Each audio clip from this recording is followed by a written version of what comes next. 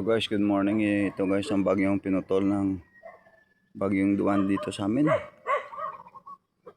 Bagyong Chino guys.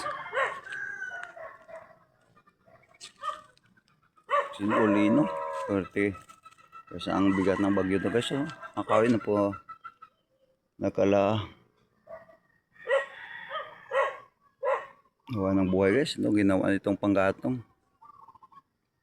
Ito guys, baka pakaraming kahoy ito.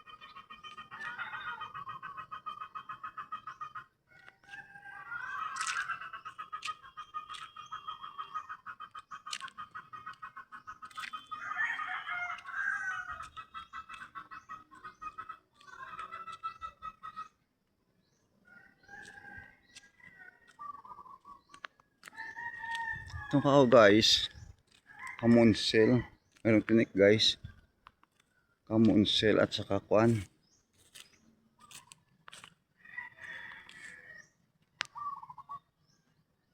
katsutsi.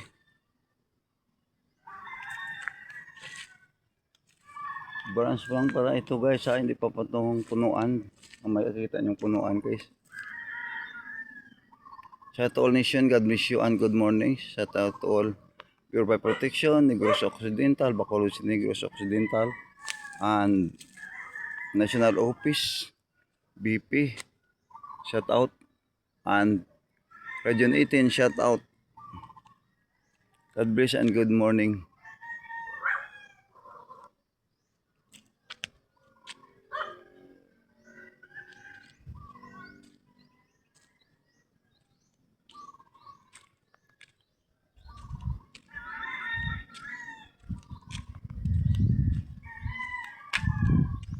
Don't forget to subscribe my YouTube channels guys. God bless. I love you guys. I hope you can enjoy and I hope panood nyo po ang aking mga vlog video dito nito sa Bacolod Negros Occidental, outside my house.